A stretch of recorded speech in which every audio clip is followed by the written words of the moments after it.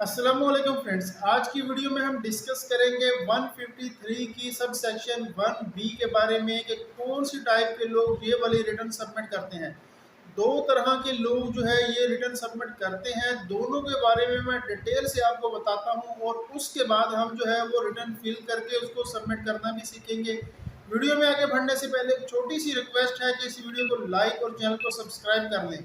सबसे पहले तो हम इस बात को समझ लेते हैं कि 153 की सब सेक्शन 1B की रिटर्न कौन से लोग जो है वो सबमिट करते हैं।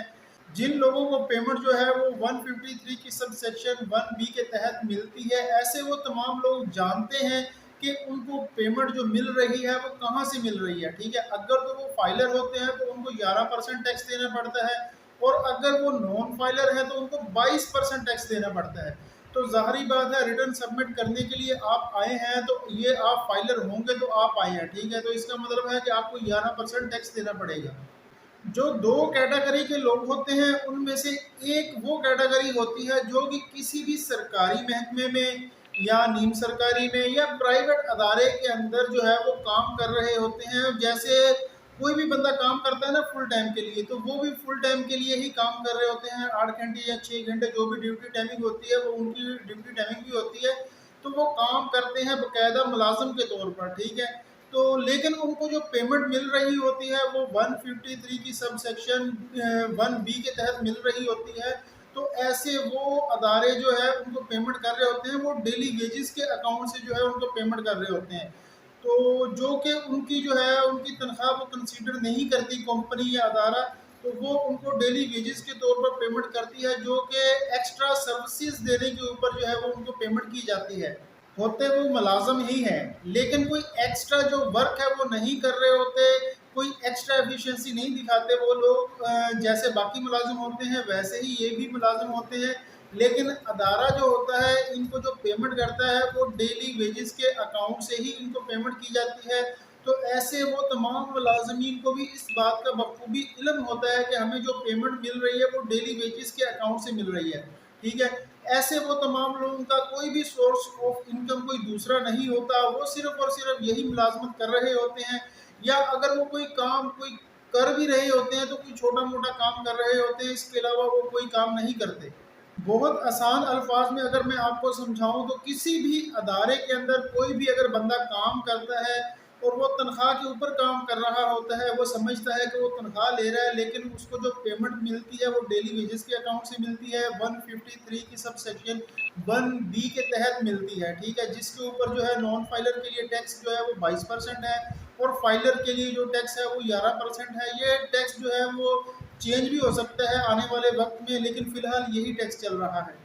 तो गाइज आपको समझ आ गई होगी। एक तो कैटेगरी ये हो गई है कि कोई भी किसी भी अदारे में काम कर रहा है लेकिन वो उस काम के अलावा कोई काम नहीं कर रहा, वो उसकी फुल तनख्वाह फुल जॉब ही होती है, लेकिन उसको जो पेमेंट मिलती है वो डेली वेजेस के अकाउंट से मिलती है। और दूसरा वो तमाम लोग जो कि किसी भी महकमे में, सरकारी महकमे में, प्राइवेट में, कहीं पर भी जॉब कर रहे होते हैं, लेकिन इसके अलावा वो किसी भी महकमे में जो है वो सर्विसेज अपनी दे रहे होते हैं, पार्ट टाइम काम कर रहे होते हैं। ठीक है, मैं एग्जांपल दूंगा कि किसी भी अदारे के अंदर जो कि प्राइवेट अदारा है उसमें वो ट्रांसपोर्ट का काम कर रहे हैं।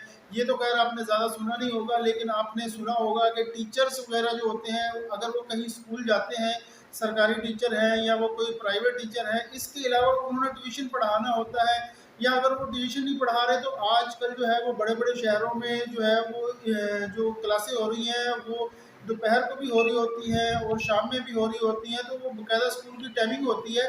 तो सुबह वो क्या करते हैं कि अपने उस जॉब पर चले जाते हैं और दोपहर और शाम में यहाँ पर आगे टीचिंग करवाते हैं या वो ट्यूशन पढ़ाते हैं। ठीक है, किसी भी अदारे में, जैसे कि कराची में जो है वो कोचिंग का सिस्टम है, तो अगर कोई भी अदारा है बाकायदा उसने कोचिंग बनाई हुई है, तो वहाँ पर वो अदारा अगर उसको पेमेंट करता है तो वो 153 की सब सेक्शन 1B के तहत उसको पेमेंट कर रहा होता है। ठीक है, क्योंकि वो उसको जो है वो अपनी तनख्वाह के अलावा सर्विसेज जो फ्राहम कर रहा होता है उसके ऊपर उसको जो पेमेंट मिलती है तो वो इस सेक्शन के तहत मिल रही होती है। या ऐसे वो तमाम डॉक्टर्स जो कि अपनी जॉब करते हैं, ठीक है, अपनी ड्यूटी वहाँ पर करके आने के बाद उन्होंने कोई क्लिनिक बनाया होता है या वो हॉस्पिटल के अंदर ही उन्होंने कोई कमरा रेंट पे लिया होता है, तो अदारे को पता होता है, लेकिन वहाँ पर वो एक्स्ट्रा सर्विसेज दे रहे होते हैं, ठीक है। तो इस तरह के लोग जो कि कोई भी जॉब करते हैं, ठीक है, और उसके बाद वो अपनी उस जॉब के अलावा अपनी जो सर्विसेज है वो देते हैं, उसके ऊपर उनको जो पेमेंट मिलती है, जो एक्स्ट्रा सर्विसेज देने के बाद उनको पेमेंट मिलती है, वो 153 की सब सेक्शन 1B के तहत मिलती है। इन महकमों के अलावा और भी बहुत ज़्यादा महकमे हैं जिनके लोग जो है वो अपनी ड्यूटी के अलावा कोई एक्स्ट्रा पार्ट टाइम काम कर रहे होते हैं किसी भी सरकारी या नीम सरकारी अदारे के साथ, और उनको वहाँ से पेमेंट मिल रही होती है। तो मेरा मकसद जो है वो हर अदारे को बताना नहीं है, क्योंकि अगर मैं हर के किसी के बारे में बताने लगूंगा तो ये वीडियो बहुत ज़्यादा लंबी हो जाएगी। मेन मकसद जो है आपका कंसेप्ट क्लियर करना है कि वो ऐसी दो कौन सी कैटेगरी हैं, या वो कौन से दो लोग ऐसे हैं जो कि ये वाली रिटर्न सबमिट करेंगे 153 की सबसेक्शन 1B की, ठीक है। तो आपको क्लियर समझ आ गई होगी कि अगर वो लोग जो कि फुल टाइम काम कर रहे हैं किसी भी अदारे के साथ, लेकिन उनको पेमेंट जो है वो डेली वेजेस के अकाउंट से मिलती है, जो कि 153 की सब सेक्शन 1B के तहत उनको पेमेंट दी जाती है, या ऐसे वो तमाम लोग जो कि कहीं पर भी जो है वो जॉब करते हैं, इसके अलावा वो कहीं पर आकर अपनी सर्विसेज भी देते हैं और उनको वहाँ से भी पैसे मिलते हैं पार्ट टाइम काम करने के। तो आज की वीडियो में मैं आपको जो है वो 153 की सब सेक्शन 1B की जो रिटर्न है वो किस तरह से आपने सबमिट करनी है यही बताऊंगा। तो यहाँ पर मैं आपको एक बात और बता दूं कि अभी इस वीडियो से पहले YouTube के ऊपर इस टॉपिक के ऊपर कोई भी वीडियो मौजूद नहीं है, ठीक है। तो ये केस मेरे पास आया था, लेकिन लॉयर वगैरह जो है इस चीज़ को बखूबी जो है उनको पता होता है, वो ऐसे लोगों की रिटर्न सबमिट कर रहे होते हैं, लेकिन किसी भी आम दूसरे बंदे के पास इस तरह का केस आया नहीं था जिसकी वजह से कोई वीडियो नहीं बनी। तो ये मैं फर्स्ट टाइम वीडियोस बना रहा हूँ आपको। इस टाइम के जो मैंने वीडियो अपलोड करूँगा तो उससे पहले कोई भी वीडियो इंशाल्लाह नहीं मिलेगी, ये पहली वीडियो है। इस वीडियो के बाद आपको वीडियोस इंशाल्लाह ज़रूर मिल जाएंगी, क्योंकि लोग वीडियो लाजमी बनाएंगे। तो मैंने कोशिश की है डिटेल से आपको चीज़ें समझा सकूँ, तो भाई एक लाइक ज़रूर बनता है, ठीक है। तो चलिए चलते हैं लैपटॉप स्क्रीन पर और 153 की सब सेक्शन जो 1B है उसकी रिटर्न सबमिट करना सीखते हैं। तो गाइस आपने अपने आयरस अकाउंट को ओपन कर लेना है। कुछ इस तरह से आपको इंटरफेस नज़र आएगा। तो यहाँ पर जो है वो मैं आपको स्टेप बाय स्टेप जो भी बातें आपके लिए ज़रूरी होंगी वो भी बताता रहूँगा। तो अभी आपने नॉर्मल रिटर्न जैसे सबमिट की जाती है वो करनी है, तो उसके लिए नॉर्मल रिटर्न लिखा है, आपने इसके ऊपर क्लिक कर देना है। और यहाँ पर जो है आपने 2024 की रिटर्न करनी है, तो ये लिखना है और यहाँ पर इसको माली साल सेलेक्ट कर लेना है, ठीक है। आपने इसको सिलेक्ट करना है। सिलेक्ट करने के बाद आपने जो है वो ये कंटिन्यू लिखा हुआ है, तो आपने कंटिन्यू के ऊपर क्लिक कर देना है। तो गाइज रिटर्न मैंने ऑलरेडी जो है वो फिल कर ली है। यहाँ पर मैं आपको स्टेप बाय स्टेप चीज़ें बताता रहता हूँ कि कहाँ पर आपने क्या करना है। तो ऐसे वो तमाम लोग जो कि कहीं पर जॉब कर रहे हैं और उसके अलावा वो जो है वो कहीं पर सर्विसेज दे रहे हैं, ठीक है। यहाँ पर उन्होंने अपनी पे लिखनी है। और ऐसे वो तमाम लोग जो कि किसी भी सरकारी अदारे में या प्राइवेट में कहीं पर भी जॉब करते हैं और उनको जो सैलरी मिलती है डेली वेजेस के अकाउंट से, तो उन्होंने भी यहाँ पर अपनी पे लिखनी है, बट उन्होंने जो है वो टैक्स आगे ऐड नहीं करना। लेकिन जो सैलरी ले रहे हैं उन्होंने यहाँ पर टैक्स भी लिखना है।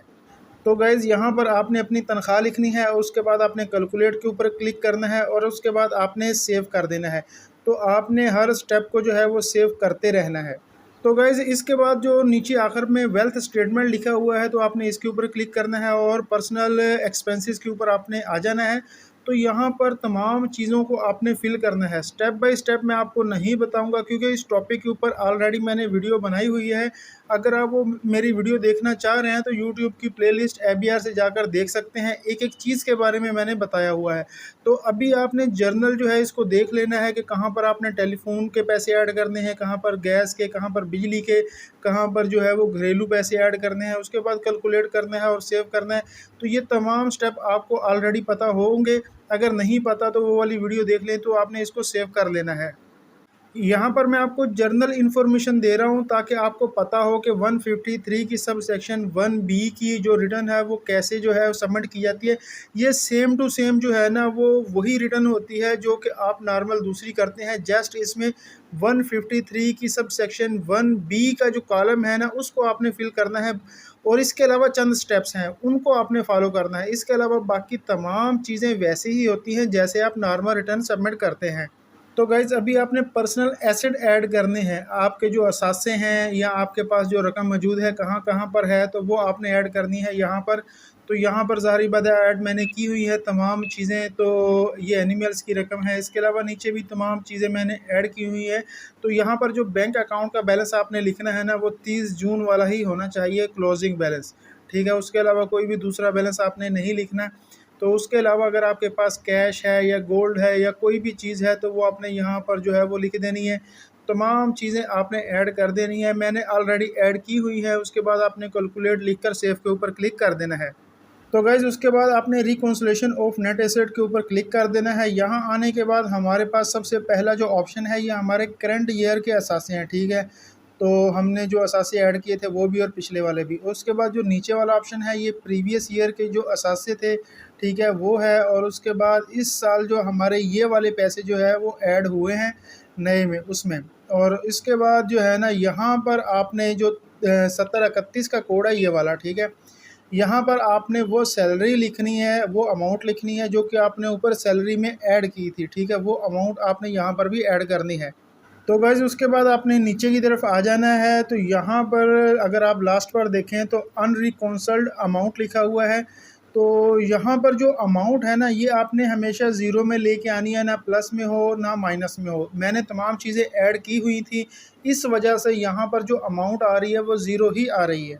तो गाइज़ इसको सेव करने के बाद आपने टैक्स चार्जेबल एंड पेमेंट से लिखा हुआ है, इसके ऊपर आपने क्लिक कर देना है। और उसके बाद आपने ये नीचे फाइनल, एवरेज, जो मिनिमम पेमेंट्स ये चीज़ें लिखी हुई हैं तो आपने इसके ऊपर क्लिक करना है। जैसे ही आप इसके ऊपर क्लिक करेंगे तो यहाँ पर ये वाला फॉर्म हमारे सामने ओपन हो चुका है।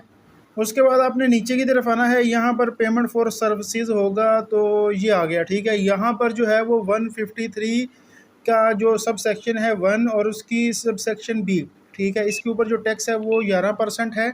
तो गाइज़ यहाँ पर जो है आपने अमाउंट लिख के टैक्स लिखना है और उसके बाद कैलकुलेट लिख के आपने जो है इसको सेव कर देना है। तो यहाँ पर मैं आपको करके दिखा देता हूँ। इसको हम ख़त्म करते हैं, कैलकुलेट करते हैं, पहले ज़ीरो कर लिया हमने। तो इसके बाद यहाँ पर हम जो है वो पेमेंट ऐड करते हैं और उसके बाद कैलकुलेट करेंगे। और ऊपर जाकर मैं आपको दिखाता हूँ, यहाँ पर जो है हम जैसे ही कैलकुलेट करेंगे तो हमारे सामने टैक्स नहीं आ रहा, ठीक है, यहाँ पर ज़ीरो है।